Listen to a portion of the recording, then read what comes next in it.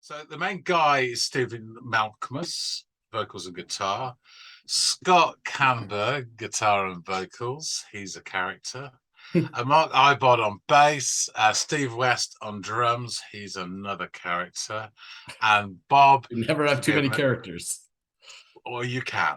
Bob Nastanovich on percussion and vocals. It's showtime, folks.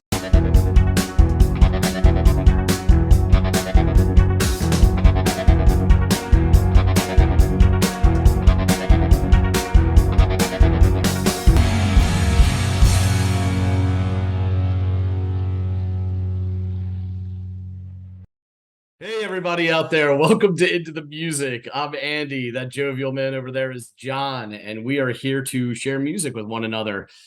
John, from what I understand, you've got a song for me, man. So what's the word? Well, it's not Grease, I'll tell you that. The band is one that's been on the channel before, I believe. I don't know how familiar you are with this group. I suspect you have some knowledge of them. The band is Pavement. Yes. I'd only sort of heard of Pavement until the channel, and then they've obviously got a following just based off like what I've seen in the comment sections to some of the posts. Now I know that there was, I think, 2 Greg solos of this song and a Kofi request with Greg and Chris. And I've liked all of their stuff to varying degrees. And I guess we'll see where we go with whatever track you're gonna give me from Pavement. So what is it? Yeah, so I think the other requests, because I was going to give Greg one actually, and he sort of did one off his own bat, so fair enough. I think they're all later than this one. This is an early one, and the song is called "In the Mouth, a Desert." Okay, it's an interesting title. Yeah, let me go into the mouth of the desert and see what Pavement has to say about it.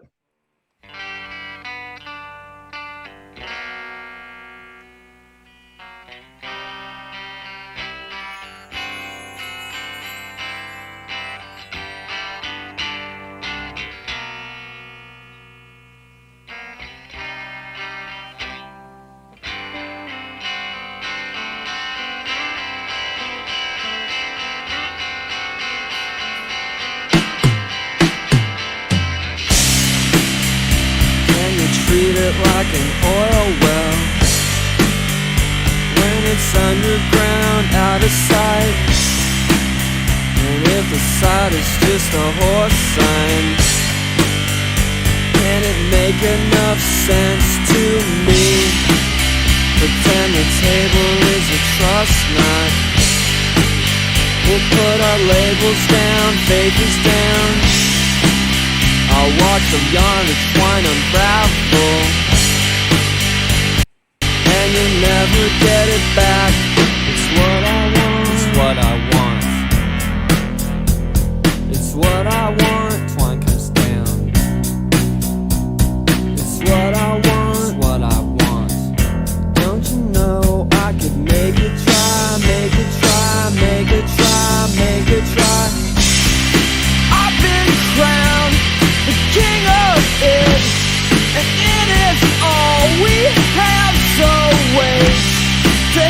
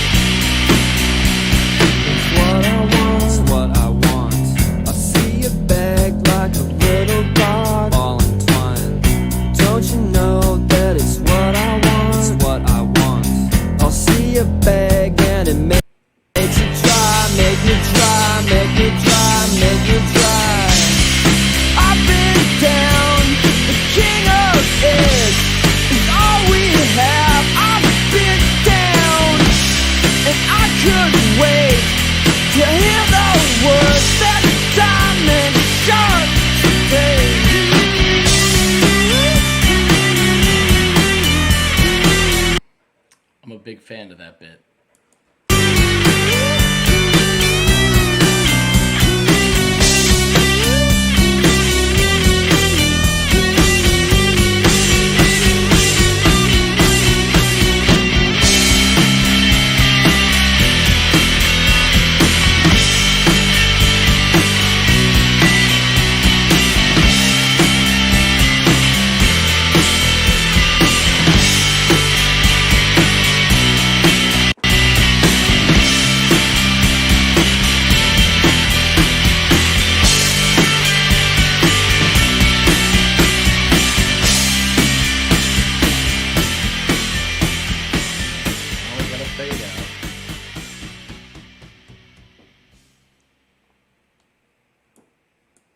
Okay. Yeah, that was great. That was great. That definitely had like some very like 90s lo-fi qualities to it. I really enjoyed this song.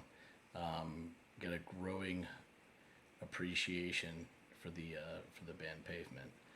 Let's go discuss with John. All right, I've returned. And boy, am I parched. It's pretty hot out there in that desert. This was this all their stuff has reminded me that I've heard has they obviously have a lo-fi sound to them. This was as most for me anyway, in my opinion, this seemed the most leaned into version of that sound that they go for. I don't it's not my favorite of the ones that I've heard on the channel, but I like it. And I'm starting, and the more I hear from them, the more, even if I don't like it as much as a previous one, but I still like it, it means I'm growing a bit of a respect and affinity for these guys and what they did, especially considering when they came, like this was like what, early 1990s, I'm assuming, just given the sound. 92. Okay. So this is probably like right in the wheelhouse or a little ahead of the curve on the lo-fi sound. And I just they're good. I'll say it, the guy's voice is a little, I could see that being polarizing. I don't dislike it, but it doesn't wow me in any way, shape, or form. And I bet there's people out there, just like they say about people like Isaac Brock, or even someone like David Byrne, like the vocal delivery or just the sound of their voice is hit or miss, or some love it, some hate it, whatever. This guy's voice isn't the greatest for me, but I do love this early 90s sound so much. It reminded me of Hum. It reminded me of Weezer. But I was keeping in mind that this is before both those bands, which is like gives me more reverence for the fact that they were doing something that reminds me of bands that I like. So it starts off with a slightly, and I have to imagine intentionally a bit disjointed guitar work in the beginning. It almost sounds like the guitar's trepidatious or almost self-conscious, which is really interesting when you're thinking about like a guitar line and not like a vocal delivery or something like that. And there's also like, is there like this chiming sound that begins to come in a little bit thereafter, and then a second guitar, and you're not really sure where it's going to go, but boy, does the hammer drop. And the hammer drops in the form of very heavily distorted guitars, fuzzed out, very driving rhythm. Nothing, actually, to be completely fair, the bass line is really rudimentary, but it fills out the bottom so well, and it's really rich in tone. So I appreciate it. No matter, I mean, yeah, this isn't like a Red Hot Chili Peppers bass line or something like that, or you're not listening to like Bootsy Collins, but this is still really good for the song. You know what I mean? Like it fits it perfectly. Yeah. Then there was like this, the part that to me was the most hooky part was that sort of like, and the matching, almost like matching guitar line I was doing at the higher pitched guitar line. That was what brought me back every time it came around, and I really, really liked that. That was clever. There's then I guess at the end of the chorus, the guitars were doing some sustained, really heavy fuzz, like I don't know if they were like strumming really hard on one note or what they were doing to create that sort of like fuzz wall that was happening. But I loved that. That was awesome. And again, I just topped it off by saying I really, really love the bass work. This again, I think my favorite may have been Harness Your Hopes, or maybe I think it was Bob that requested of the fellas to do what is it? Cream of Gold, is that the track? Yeah. I really like that one too. Father to a Sister of Thought kind of reminded me of some almost like Bright Eyes kind of sound to it to me. And this is taking me to again Weezer hum, that early sort of Insecure lo-fi, almost nerd rocky kind of sound, which I love that genre. So this ticked plenty of boxes. I just don't think it's my favorite Pavement song that I've heard. Interesting. Um, I'd say that this album and their early stuff is absolutely seminal and crucial to the development of American indie music. I mean, it's really, really important. And they were hugely influential. A lot of people, critics have named them as the best band of the 90s, you know. And they do have their haters. This first album was such a breath of fresh air. There's nothing too much like it around, especially in the American scene. Although when you listen to the whole album, it does sound a lot like The Fall. They pitched a lot of bits, and Marky Smith just said they don't have an original thought between them. You know, he was scathing, as you'd imagine. I doubt he really listened to much anyway, but yeah, I mean, it was really, really, really influential and very important. And I was going to give you another track, which is even more lo-fi, and they deliberately put the vocals so far down in the mix that you can barely make out the words. And I thought that's just going to be too much for Andy. He'll blow his wig, you know. So, so yeah, just a bit about them. They're formed in Stockton, California, in '89, and went through to '99, and they are reforming to play live this year and next, doing a tour. But I don't think there's any new material coming. So the main guy is Stephen Malkmus, vocals and guitar. Scott Canberg, guitar and vocals. He's a character. Mark Ibod on bass. Steve West on drums. He's another character. And Bob. You never have too many characters. Or you can. And Bob Nastanovich on percussion and vocals. They did 5 albums, 10 EPs. All of them are great. They do vary in sound, and they progressively get sort of, I'd say, more polished, you know. They also had a side project called Silver Jews, which was sort of more country music, and you get some of that influence come through in later stuff. Fans' favorite is probably the album Wowie Zowie, which is the second album. Critics' favorite is Crooked Rain, third album. My favorite is this one because it is raw, but it's just wonderful, and it's got so many ideas in it. I mean, loads. It's just great. As you quite rightly said, there's a big cult following for this band. And the good thing, they started off just as a project, really, a studio project. So they weren't going to make us a band, and they started releasing bits here and there and sort of EPs and stuff. And they got signed and started, you know, doing it properly. But they always stayed on indie labels, small labels. They were a proper indie band. Yeah, Slanted Enchanted is just great. I mean, I really, really like the sort of overall tone of it, and I do like his voice. He's like smart college kid who's half ironic, trying to be cool, and probably getting away with it 75% of the time. And other times I sound completely nerdy as well.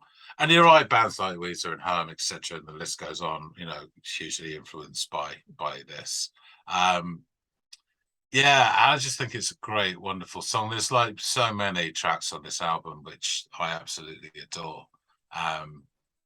And I think I bought it. I bought their EP. I can't remember what it's called now. Future Forever. Jeez, I'm gonna have to check. Sorry about this. No Cool. worries. No worries. Perfect Sound Forever. Yeah, and it's 10-inch. There's a great song on there called Heckler Spray. And From Now On is another great song as well. And then some of them get a bit more sort of hazy. Drive By Fighters, Debris Slide is really good.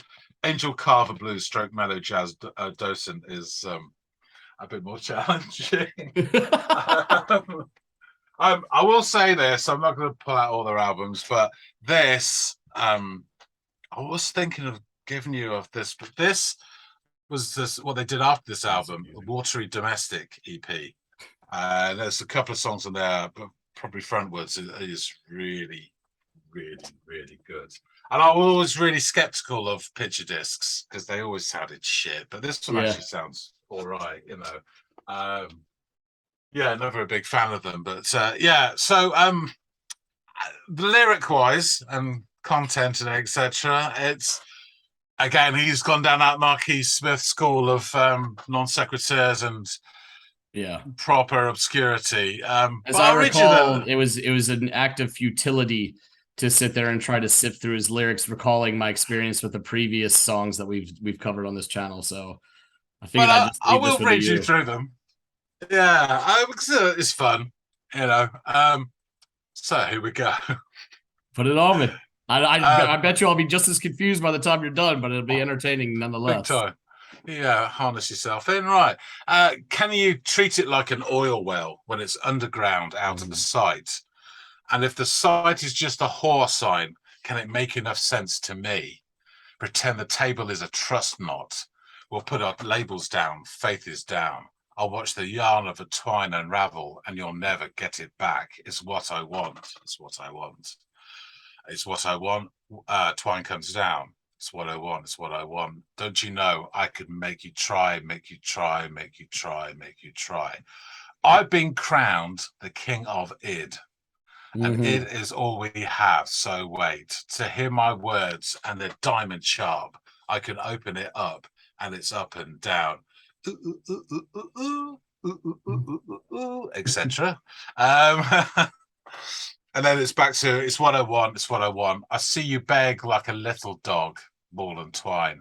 Don't you know that's what I want? It's what I want. I see you beg and it makes you dry, makes me dry, makes me dry, makes me dry. I've been down, the king of ids. It's all we have. I've been down, and I could wait to hear the words, the diamond sharp today. Ooh, ooh, ooh. That's the lyrics. Now, it has been said that its kind of overall impression is this sort of underground indie, you know, movement sound and keeping it precious and not commercialized. And that's an overall thing he's trying to put in there. But, you know, you can make of that what you want. It's just word salad, I think. But it sounds cool. The only part that I get that works with is the very first opening line of the song. After that, it's hard for me to correlate any of his words to talking about like preserving, you know, the sanctity of underground and gatekeeping and that kind of shit. Like that's well, I mean, I've been crowned the king of id, you know. Yeah, I mean that king of id stuff, you know, in terms of Jungian you know, ideology as regards to sort of instinct, isn't it? Basic urges. My words are diamond sharp. I don't know. Yeah, and the rest of it just seems like he's like upping himself as some sort, like he's being sort of that sarcastic asshole that you talked about. Asshole's my categorization, but I mean, he's being, you know, he's full of himself. He's feeling himself. It sounds like a little bit in this song, like, you know, I'm the king of id. Could well be. Yeah. It comes across a lot of their songs that way. They do. They were. I told you before. I saw them live with Sonic Youth, and they were really good live and shambolic at the same time. And Mr. Nostancevic just basically bounced around the stage, jumping off the speaker stacks and crashing into the drummer, and it was a wonderful shambolic evening. They were really good. Stephen Malkmus, sorry, went on to have a solo career. He did a project with Stephen Malkmus and the Jigs, and he's done some solo stuff. I have some of his solo work, and it's never quite hit the heights of Pavement. I don't know. I think if you're a diehard fan, you're really, still into it. But for me, it's not quite there, I think the dynamics of it, and Scott Camberg, he went on to do 2 or 3. I've got 2 albums by him. He did a solo project, but he called it Preston School of Industry. And it's just, some of it is brilliant and it's very funny. Some of it's tongue in cheek, some slightly country tinge stuff to it as well. But I really like that. That's worth checking out. Well, if I can ask, and forgive me if you passed over this earlier. I know they've been around for a while. What is their where did they start taking hiatuses and then getting back together? Did that happen multiple times? Did they just take one long hiatus, or no, that was it. It was 89 to 99. They're active. That was it. Yeah. And now you said, didn't you mention earlier that they're getting back and touring or something? You don't know if there's going to be new material, this is one of. I don't think so. This is what I read, that they're getting back for tour end of this year, beginning of next year. There's I'd say cashing in, but they've probably got mortgages to pay or whatever. Sure. And the interest is there probably now more than ever in 90s bands, of that ilk. Yeah. I think a lot of them could make a lot of money post-pandemic. The appetite's there as well to see bands live, and I think their reputation has only grown in the last few years as well. Being cited as one of these key movers of that sort of early 90s sound. But yeah, they're a real favorite of mine, and this album in particular, and probably Crooked Rain are really, for different reasons, some great stuff on there. Awesome. Cool. Well, thanks for offering this one up, man. It was nice to hear more Pavement. Like I said, I have a growing respect for these guys, and I would be interested in hearing more of their stuff if you wanted to, or Greg, if you're listening, wanted to offer some up to me in the future. I'd definitely give it a listen and look forward to it. Cool. Awesome. Shall I take us out? By all means, sir. All right, thanks everybody for watching. Hope there's I'm sure there's some Pavement fans out there. Put in the comments which sort of iteration of Pavement you think's the best. Me with my first album rules. Can't seem to get away from that hill, man. I do make exceptions to Radiohead because Pablo Honey is shit.